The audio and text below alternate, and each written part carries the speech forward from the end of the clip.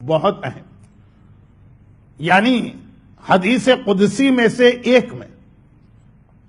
پروردگار کا یہ ارشاد بھی ہے کہ سارا سال میرا بندہ دعا کرنے کے بعد یہ انتظار کرتا ہے کہ میں اس کی حاجت پوری کروں، اور یہ رمضان کی کچھ راتیں میں انتظار کرتا ہوں کہ ہے کوئی مجھ سے مانگنے والا جو مجھ سے مانگے، میں اس وقت ہر دعا کرنے والے کی ہر دعا قبول کروں گا۔ ان میں سے ایک افطار کا موقع، کہ جب روزے کے افطار کا وقت آتا، یہ ایسا وقت ہے کہ بندہ مومن اس وقت کھجور اپنے پیٹ میں لے جانے سے پہلے جو دعا مانگے گا اللہ اس کی دعا کو فوراً قبول کرے گا، یہ اللہ کا وعدہ۔ خانہ کعبہ پہ پہلی نگاہ پڑتے ہی آپ کی دعا قبول، اور افطار کے موقع پہ کھجور، یعنی پورے دن کے فاقے کے بعد پہلی غذا اپنے پیٹ میں لے جانے سے پہلے جو دعا مانگیں گے، دونوں کے لیے سیم حدیث ہے، سیم ورڈنگ ہے، اور راویوں کے اعتبار سے روزے والی حدیث زیادہ معتبر۔ تو اب یہ تو رمضان کے وہ مختلف چانسز، جس کے لیے یہاں بھی ایک حدیث آ گئی کہ کبھی ایسا ہوتا، ایک حدیث کہ اللہ تمہارے ہر پرابلم کو سالو کرنے کو تیار، لیکن جو اللہ نے اس کا طریقہ رکھا ہے، جو اس کا ٹائم رکھا ہے، وہ تم نے مس کر دیا، اور سارا سال اب تم رو گے۔ رمضان اب اگلے ہی سال آئے گا، اس سے پہلے نہیں آ سکتا۔ سارا سال رونے والا،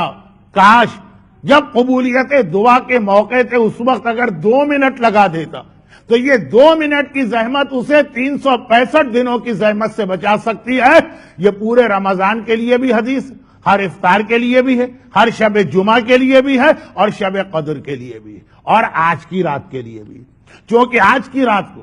ہمارے یہاں دعاؤں کی کتابوں میں الگ سے ہائی لائٹ کر کے نہیں لکھا گیا، اس اعتبار سے میں نے چاہا کہ تھوڑا سا آپ کو یاد دلا دوں اور پھر میں اپنے عنوان پہ آ جاؤں۔ اور اسی رات کی اہمیت قرآن کریم نے، یہ رات سے مطلب آج کی رات اور آنے والا دن ملا کے، یعنی 17 رمضان، اسی دن اور رات کی اہمیت قرآن کریم نے 2 مقام پہ بتائی، ایک دن شروع ہونے سے پہلے اور ایک دن ختم ہوتے وقت، ایک رات کے وقت اور ایک کل دن کے اختتام پر۔ 2 لفظ آئے ہیں قرآن، جن میں سے ایک سورہ انفال کی آیت اور دوسری اس سورہ روم کی آیت، جو بعض مراجع کے مقلد کل سے تلاوت کریں گے، شب قدر کے 3 راتیں، اور بعض مراجع کے مقلد جسے پرسوں تلاوت کریں گے، سورہ روم۔ سورہ روم کی آیت کا ترجمہ پہلے سن لیں۔ قرآن کہہ رہا ہے کہ اور وہ دن کو یاد کرو جس دن سارے مومنین خوشی منا رہے تھے اور عید سیلیبریٹ کر رہے تھے۔ یفرح المومنون، فرحت میں تھے، خوشی میں تھے، سیلیبریشن تھا صاحبان ایمان پر، بنصر اللہ، کیونکہ اللہ کی مدد آ گئی تھی، اللہ کی مدد۔ واللہ ینصر من یشاء، اور اللہ جس کی چاہتا ہے مدد کرتا ہے۔ قرآن کریم نے یہ جو ایک لفظ استعمال کیا، اور یہاں رک کر ایک جملہ اور میں کہہ دوں،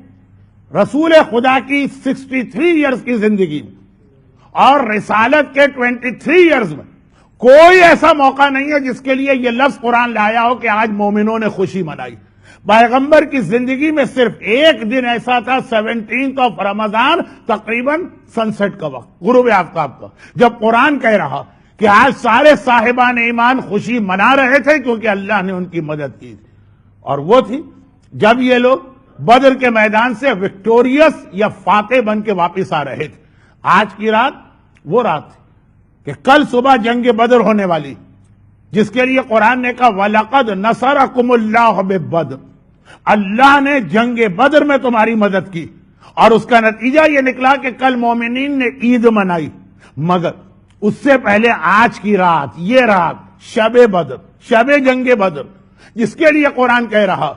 کہ یاد کرو وہ وقت اذ تستغیثون ربکم، آج کی رات تم اپنے پروردگار کی بارگاہ میں گڑ گڑا کے دعا مانگ رہے تھے، استغاثہ کر رہے تھے، آج تمہیں اللہ کی نصرت و مدد چاہیے تھی، اور اچھا آیت پوری کر لوں، فاستجاب لکم، تو اللہ نے آج کی رات تمہارے اس استغاثے کو قبول کیا اور تمہاری دعا کو قبول کیا۔ اور بدر کی رات جو تھی، یہ وہ دعا تھی جو معصوم نے بتایا کہ دعا میں اتنی طاقت بھی ہے کہ ناممکن ممکن ہو جاتا، مردہ زندہ ہو جاتا، جو کام کسی اعتبار سے بھی پاسبل نہیں ہے، دعا میں اتنی طاقت ہے کہ وہ کام بھی ہو جاتا. چنانچہ اگر آپ کی زندگی میں کوئی ایسا بڑا پرابلم، کبھی ایسا بھی ہوتا ہے نا کہ آدمی نے کہا کہ بھائی مولانا آپ نے دعا بتائی، ہاں ہے، لیکن ہمارے ساتھ تو مسئلہ ہے کہ کوئی دعا ہمارے حق میں قبول ہو ہی نہیں سکتی. اب میں ٹائم کو بچانے کے لیے اس کی بہت زیادہ مثالیں نہیں دیتا ہوں. مثلا ایک میڈیکل رپورٹ آ گئی کہ یہ آدمی کینسر یا ایڈز کے آخری اسٹیج میں، اور اب ظاہری اعتبار سے اس کا بچنا ناممکن ہے. نہ صرف یہ کہ مر جائے گا بلکہ 3 مہینے میں مر جائے گا. آپ نے کہا مولانا دعا تو آپ نے بتائی ہے لیکن اب وقت نہیں رہا، اب تو وہ منزل آ گئی ہے کہ بس مرنا ہی مرنا. وہی موقع ہے کہ جہاں پہ آپ آج کی رات کو استعمال کریں اور ایسی دعا مانگیں. اور آگے مثال دیں، میڈیکل رپورٹ آ گئی کہ اس کپل کے یہاں اولاد ہو ہی نہیں سکتی.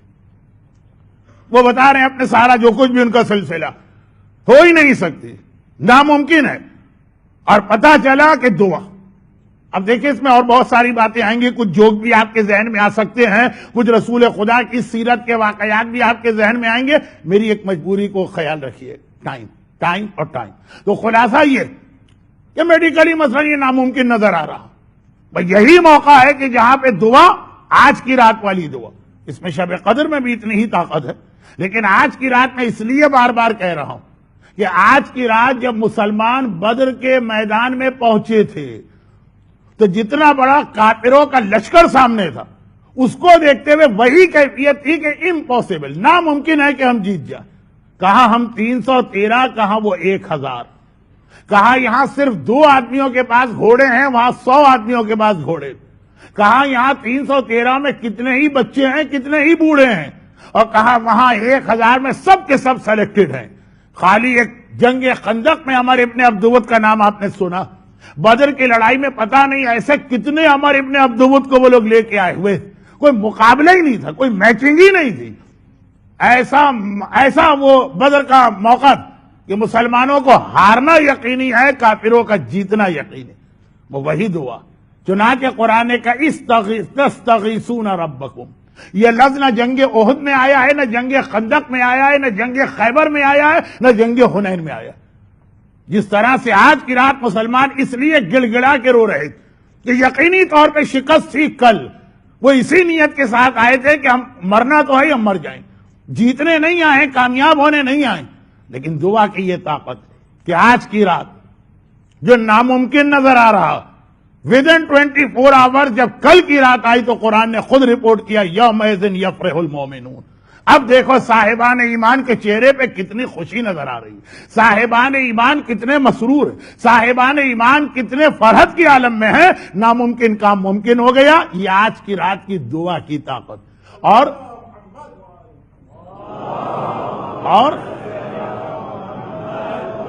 خاص رسول خدا کے خیمے میں جا کے دیکھیے آپ،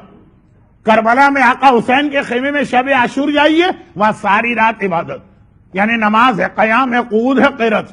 اور آج کی رات رسول خدا کے خیمے میں جائیے، ساری رات پیغمبر کے ہاتھ پھیلے ہوئے ہیں، آسمان کی جانب چہرہ بلند ہے، آنکھوں سے آنسو جاری ہے، گڑ گڑا کے اللہ کا رسول خصوصی دعا کر رہا ہے کہ خدا بندہ یہ مٹھی بھر مسلمان اگر یہ بھی ختم ہو گئے تو پھر تیرا نام لینے والا اس دنیا میں کوئی نہ ہوگا. تو آج کی رات کی اس فضیلت اور اہمیت کو اپنے ذہن میں رکھیے. پھر اس کے علاوہ اس کے اور بہت سارے پیغام، لیکن چونکہ پوری دنیا میں اور پھر ایک بار حالات پھر واپس بدلیں اور خراب ہو گئے پوری دنیا میں اس وقت، جہاں جہاں آپ جائیں گے مومن ہو کہ مومنہ، کوئی اولاد کے حوالے سے پریشان ہے، کوئی روزگار کے حوالے سے پریشان، کوئی بیماریوں کے حوالے سے پریشان، کسی پہ قرضے بہت چڑھے ہوئے، کسی کے لیے اپنے بچوں کے لیے عزت و آبرو کے ساتھ 2 وقت کی روٹی یہ مہیا کرنا مشکل ہو رہا، کہیں پہ زندگی کا کوئی تحفظ نہیں ہے، کہیں غرض یہ کہ کوئی ایسا علاقہ نہیں ملا. میں بہت احتیاط کے ساتھ، کیونکہ میں خود ڈرتا ہوں کہ اگر تفصیل میں چلا گیا تو پھر ایک مرتبہ آپ کو کمپلین ہوگی کہ مولانا نے لمبی تقریر کر دی، بہت احتیاط کے ساتھ، کہ حتیٰ یہ کہ دنیا کے وہ علاقے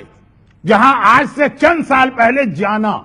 مومن سمجھتا تھا کہ اس نے گویا سب سے بڑی کامیابی حاصل کر لی، یہاں پہ ہم پہنچ گئے، اب ہمیں کسی قسم کا کوئی مسئلہ نہیں. وہاں کی حالت بھی اس وقت ایسی ہے کہ آپ حضرات مجھ سے بہتر اخبارات اور ٹیلی ویژن، ای میل، میڈیا سے قریب، تو کوئی علاقہ ایسا نہیں جہاں صاحبان ایمان پریشانیوں میں مبتلا نہ ہو۔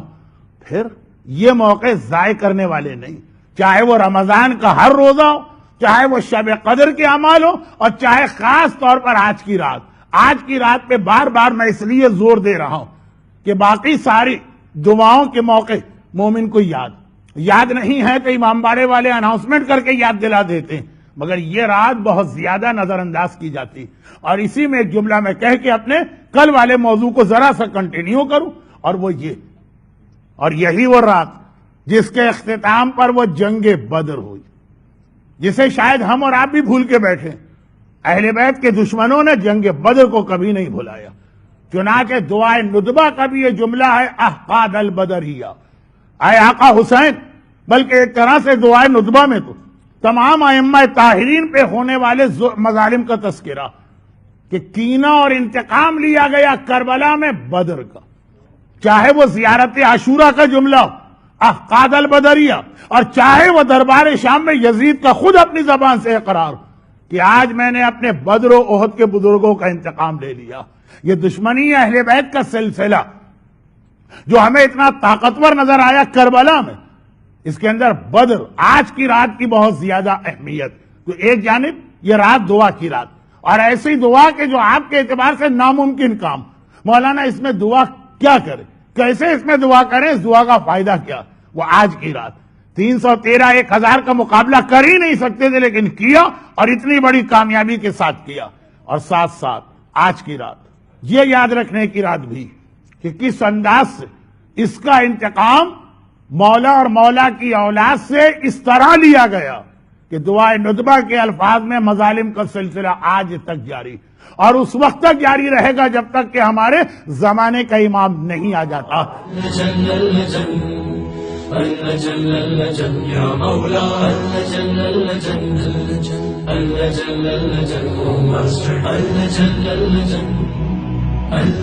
يا صاحب السماء